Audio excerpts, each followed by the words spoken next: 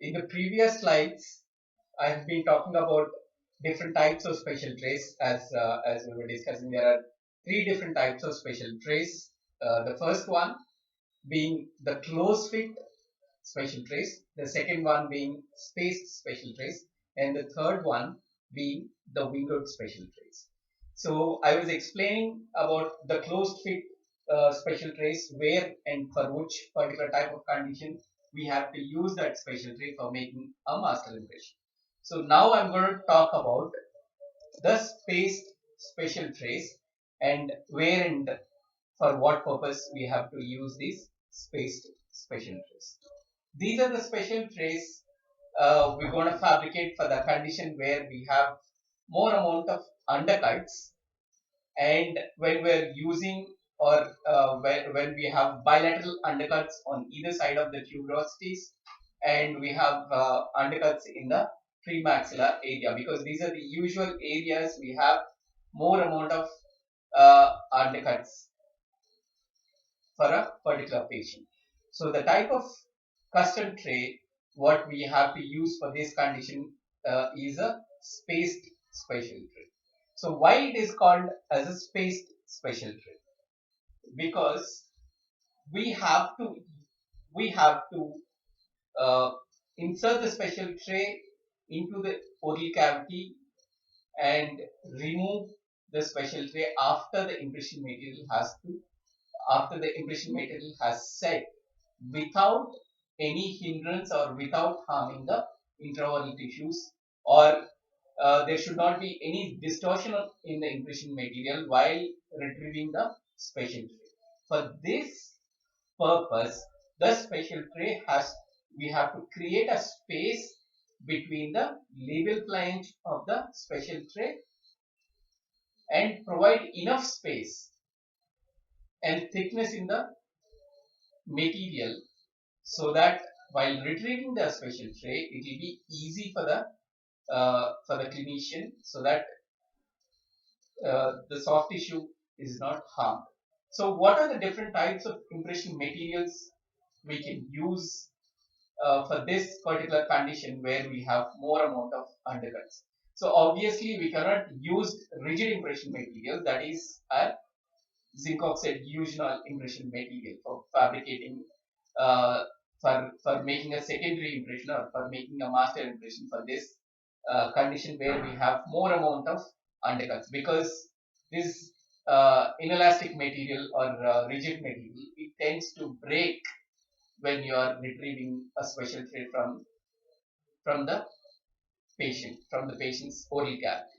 So we can use alginates, we can use elastomeric impression materials, and uh, we can use a combination of elastomeric impression materials, where we can use a heavy body, we can use a combination of heavy body and light body, or we can use a medium body alone, or we can use a polyether alone. With different combinations, we can use these materials to make impression for this particular condition where we have more amount of undercuts. So when you're using an elastomeric impression without distorting the impression material, we can retrieve the impression from the oral cavity of the patient. So this table here shows how much amount of space is required for what impression material we are using when we are making a master impression. When you are using a zinc oxide or inelastic or a rigid impression material to make a master impression, the amount of spacer thickness should not exceed 1 millimeter. Okay, that is the minimal amount of space that is required when you are using zinc oxide eugenol impression material for making a master impression.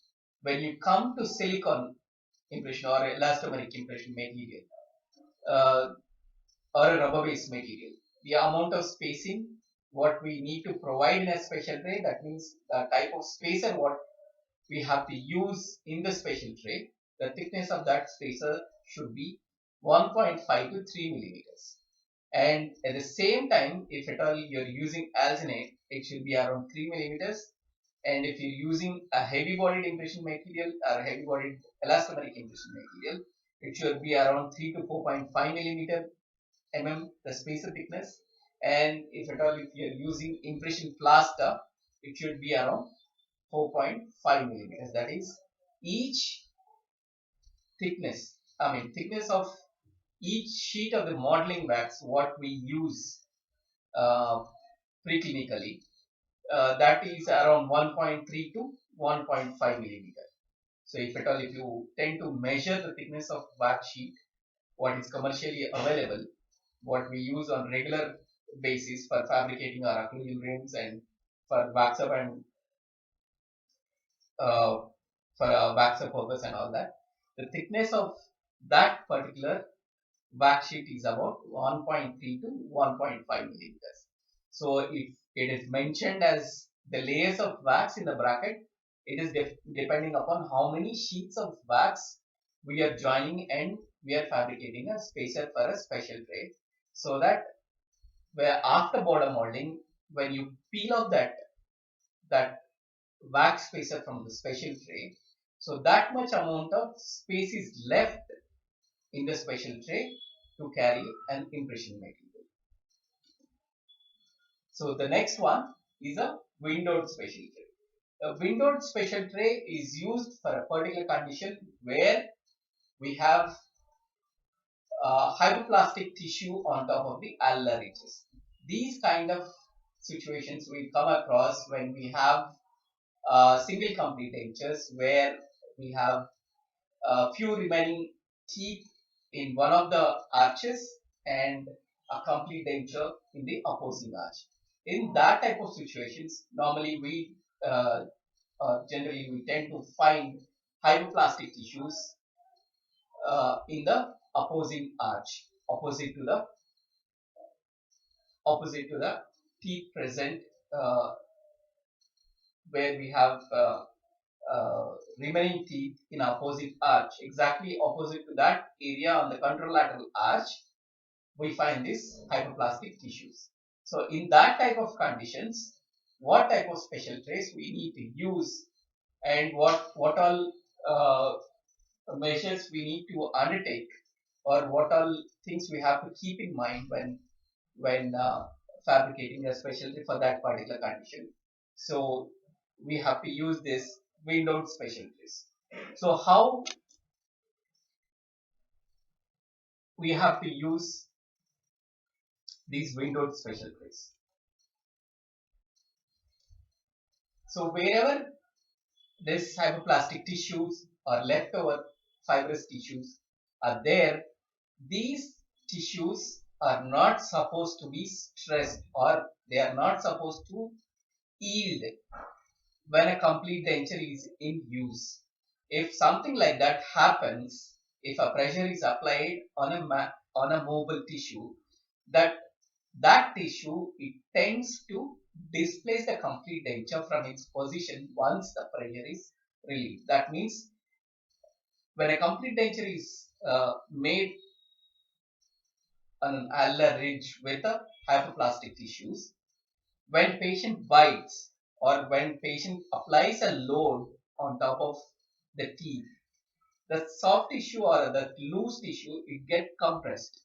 Once the load is removed, that means once the teeth they come apart, there is going to be a bounce in the tissue which tends to displace the complete denture. So that's the reason we are supposed to record these areas without stressing them.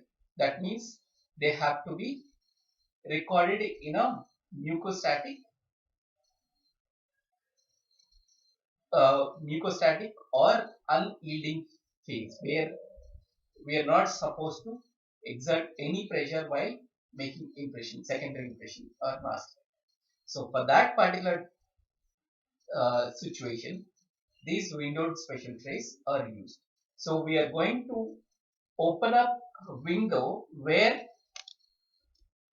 we're going to open up windows where this tissue is present, and we're going to shift our tray handle.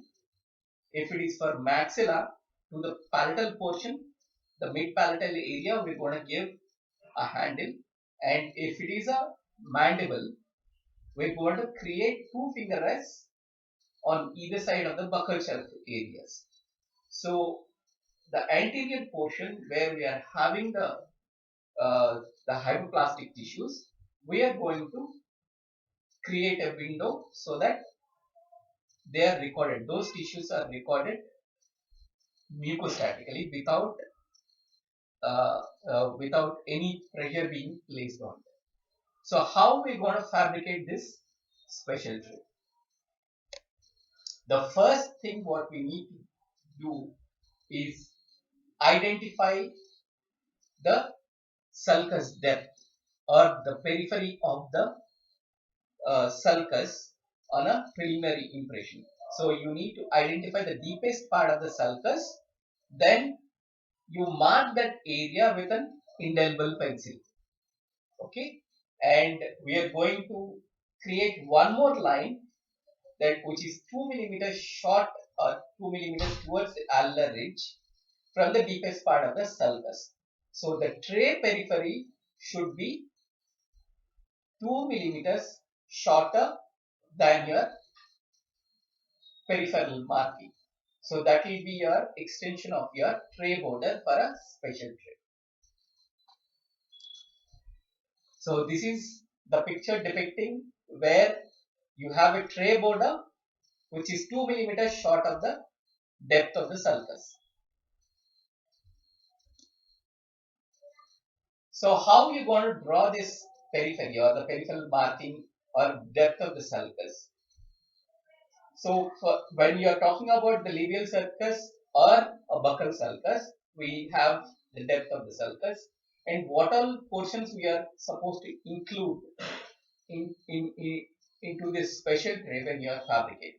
So all the tuberosities on either side, both the tuberosities on either side, they have to be included along with the havelar notches, and we make a fovea palatine as the peripheral structure, that is the limiting structure. So a special tray borders, they have to be extended till the limiting structures of that particular arch, whether it's a maxilla or mandible. If you're talking about maxilla, it's tuberosities and havelar notches and fovea palatine. If you're talking about mandible, it's always the lingual sulcus, retromolar pad, that is, and your external oblique ridge. So when you're talking about the mandible, it should be, the tray border should be short of mylohyoid ridge on the lingual side, and buccally it should be short of external oblique ridge. So if we are fabricating the special tray, then we can always assess the condition intraorally. That means we have to look for any undercuts present, any bony prominences, any hypoplastic tissue present on the alveolar ridges, so that we can change the design of the tray, whether it has to be a closed fit special tray what we have to be used, or whether a spaced special tray that has to be used, or whether a windowed special tray that has to be used for that particular type of condition.